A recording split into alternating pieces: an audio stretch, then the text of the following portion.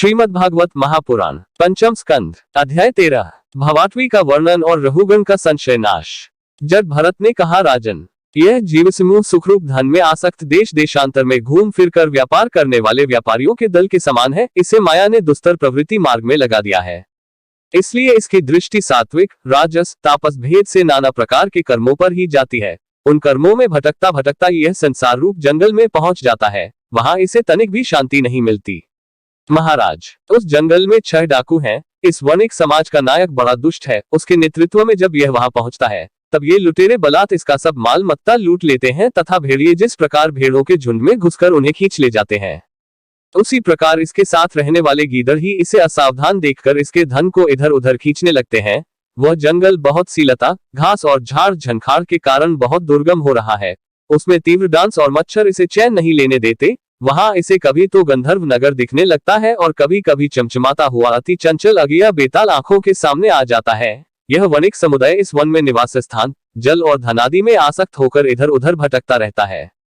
कभी बवंडर से उठी हुई धूल के द्वारा जब सारी दिशाएं धूमाच्छादित सी हो जाती हैं और इसकी आंखों में भी धूल भर जाती है, तो इसे दिशाओं का ज्ञान भी नहीं रहता। कभी इसे दिखाई न देने वाले झींगुरों का कणकटु शब्द सुनाई देता है।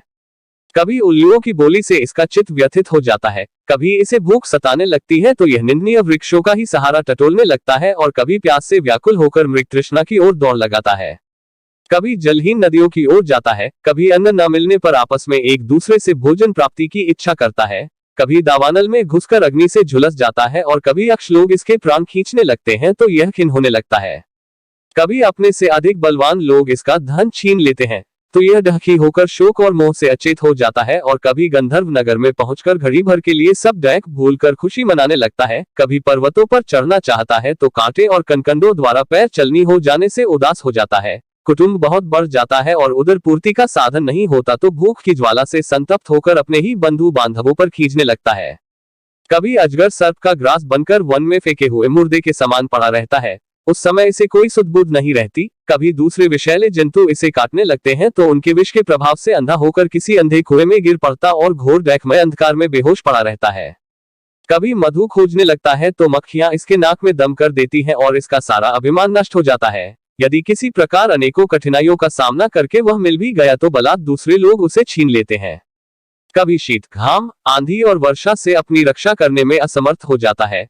कभी आपस में थोड़ा बहुत व्यापार करता है तो धन के लोभ में दूसरों को धोखा देकर उनसे वैर ठान लेता है। कभी कभी उस संसार वन में इसका धन नष्ट हो जाता है तो इसके पास शैया, आसन, रहने के लिए स्थान और सैर सपाटे के लिए सवारी आदि भी नहीं रहते। तब दूसरों से याचना करता है। मांगने पर भी दूसरे से जब उसे अभिलषित वस्तु नहीं मिलती, तब पराई वस्तुओं पर अनुचित दृष्टि रखने के कारण इसे बड़ा तिरस्कार सहना पड़ता है। इस प्रकार व्यवहारिक संबंध के कारण एक दूसरे से द्वेषभाव बढ़ जाने पर भी वह वणिक समूह आपस में विवाहादि संबंध स्थापित करता है और फिर इस मार्ग में तरह तरह के कष्ट और धन क्षय आदि संकटों को भोगते भोगते मृतकवत हो जाता है। साथियों में से जो जो मरते जाते हैं, उन्हें जहां का तहां छोड़कर नवीन उत्पन्न हुओं को साथ लिए वह बनिजारों का समूह बराबर आगे ही बढ़ता रहता है। वीरवर, उनमें से कोई प्राणी न तो आज तक वापस लौटा है और न किसी ने इस संकटपूर्ण मार्ग को पार करके परमानंदमय योग की ही शरण ली है। जिन्होंने बड़े बड़े दीपालों को जीत लिया है, वे धीर वीर पुरुष भी पृथ्वी में यह मेरी है ऐसा अभिमान करके आपस में वैर ठानकर संग्राम भूमि में जूझ जाते हैं, तो भी उन्हें भगवान विष्णु का वह अविनाशी पद नहीं मिलता जो वैरहीन परमहंसों को प्राप्त होता है। इस भावाटवी में भटकने वाला यह बनिजारों का दल कभी किसी लता की डालियों का आश्रय लेता है और उस पर रहने वाले मधुरभाषी पक्षियों के मोह में फंस जाता है। कभी सिंहों के समूह से भय मानकर बगुला, कंक और गिद्धों से प्रीति करता है। जब उनसे धोखा उठाता है तब हंसों की पंक्ति में प्रवेश करना चाहता है, किंतु उसे उनका आचार नहीं सुहाता। इसलिए वानरों में मिलकर उनके जाति स्वभाव के अनुसार दाम्पत्य सुख में रत रहकर विषय भोगों से इंद्रियों को तृप्त करता रहता है और एक दूसरे का मुख देखते देखते अपनी आयु की अवधि को भूल जाता है। वहां वृक्षों में क्रीड़ा करता हुआ पुत्र और स्त्री के स्नेहपाश में बंध जाता है। इसमें मैथुन की वासना इतनी बढ़ जाती है कि तरह तरह के दुर्व्यवहारों से दीन होने पर भी यह विवश होकर अपने बंधन को तोड़ने का साहस नहीं कर सकता। कभी असावधानी से पर्वत की गुफा में गिरने लगता है तो उसमें रहने वाले हाथी से डरकर किसी लता के सहारे लटका रहता है। शत्रुघ्न, यदि किसी प्रकार इसे उस आपत्ति से छुटकारा मिल जाता है तो यह फिर अपने गोल में मिल जाता है। जो मनुष्य माया की प्रेरणा से एक बार इस मार्ग में पहुंच जाता है, उसे भटकते भटकते अंत तक अपने परम पुरुषार्थ का पता नहीं लगता। रहुगण, तुम भी इसी मार्ग में भटक रहे हो, इसलिए अब प्रजा को दंड देने का कार्य छोड़कर समस्त प्राणियों के सुहृद हो जाओ और विषयों में अनासक्त होकर भगवत सेवा से तीक्ष्ण किया हुआ ज्ञानरूप हग लेकर इस मार्ग को पार कर लो। राजा रहुगण ने कहा, हो समस्त योनियों में यह मनुष्य जन्म ही श्रेष्ठ है, अन्यान्य लोकों में प्राप्त होने वाले दयादि उत्कृष्ट जन्मों से भी क्या लाभ है, जहाँ भगवान ऋषिकेश के पवित्र यश से शुद्ध अंतःकरण वाले आप जैसे महात्माओं का अधिकाधिक समागम नहीं मिलता। आपके चरण कमलों की रज का सेवन करने से जिनके सारे पाप ताप नष्ट हो गए हैं, उन महानुभावों को भगवान विशुद्ध भक्ति प्राप्त होना कोई विचित्र बात नहीं है। मेरा तो आपके 2 घड़ी के सत्संग से ही सारा कुतर्क मूलक अज्ञान नष्ट हो गया है।